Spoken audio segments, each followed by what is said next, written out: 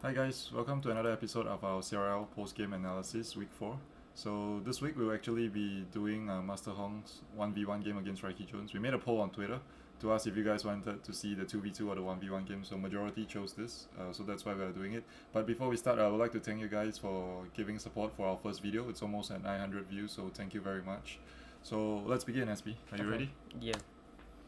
Right, do you roughly remember what was the matchup? Yes, it was Pekka Ram versus Pekka Ram Rider. Okay, so it's more like a 50-50 kind of matchup, right? Yeah, I think it's definitely down to the better player wins. It's not too much of a counter from either side. Okay. So we'll just wait for them to begin and let's see. Okay, so what is the basic starting play for you? I would just use anything under 3 elixir, so you can... So you'll cycle it behind or you'll do like your alpha play, like bandit at the bridge? Bandit at the bridge or bandit at the back, both probably 50-50. Both is fine. And you can also snowball, zap or bar barrel.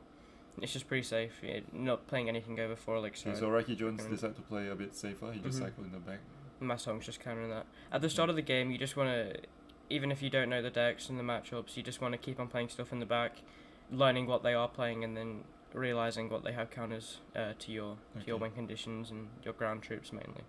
So basically, in like a Pekka mirror match, what are your thoughts? What are you trying to do, and how are you trying to win the game? You're trying to get mainly just positive elixir trades from build up the lead that way, and realizing their counters. So say like Raiki Jones, his 2 ground cards are Bandit and Dark Prince. So if he doesn't have them in hand and he's not good enough for Pekka, you can go pretty hard on the ground because he's only got an Ewiz to maybe defend a Bandit and stuff like that. Okay, what about the Ewiz and Musketeer substitution?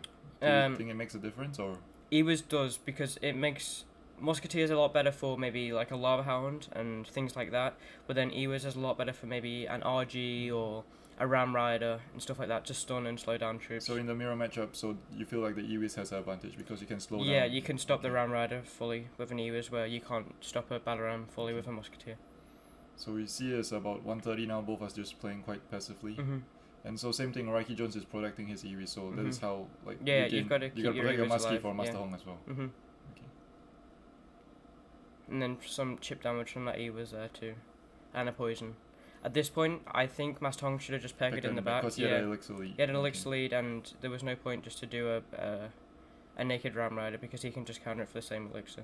It's not too hard to counter.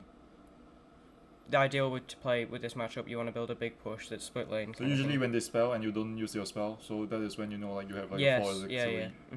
Because if you're at 9 elixir and they do a poison, you're obviously up 3 elixir then, so... Okay, so we see now they both played the Pekka, so MasterHong just responded. Yep. But he has to play extra unit here. But it's also good for MasterHong though, because the Pekkas are crossing on his side of the bridge, so even with the Ewiz, it's still 50-50. The Pekkas will both calculate as well at the end of this.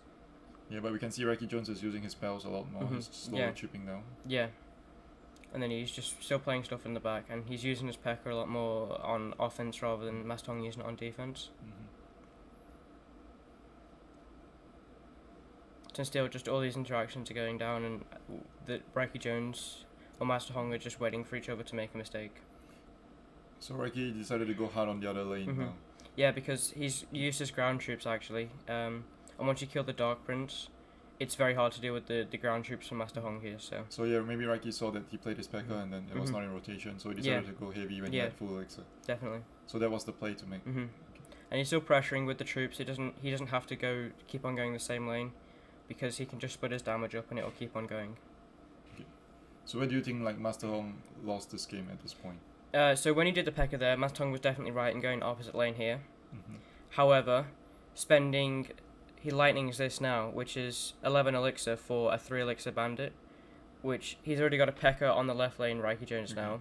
So now he can counter push on both lanes, and because he's used that lightning, he's down way too much, and he doesn't have the ground units to defend. Yeah. Okay. But what about before this push? Because MasterHong was like always defending. I think before this push with Pekka, you can always win with one push, but using that lightning was a way too overcommit when you already had a Pekka on the other lane. So. Okay. So any summary for tips for this? I'd say keep on playing slow, but I think you need to be a lot more careful of using your Dark Prince for MasterHong anyway, because he's got to keep that ground control, and without using that Dark Prince, or with using that Dark Prince, and the P.E.K.K.A, he can't deal with the ground units on the opposite lane. So that would be my main tip for that game. Alright, so guys, we hope you like this episode. It's a rather short one, but we hope it can help you guys in your gameplay, especially for this P.E.K.K.A ramp matchups. So don't forget to subscribe to us below, and we'll see you again soon. Thank you. Thank See you. you guys. Bye.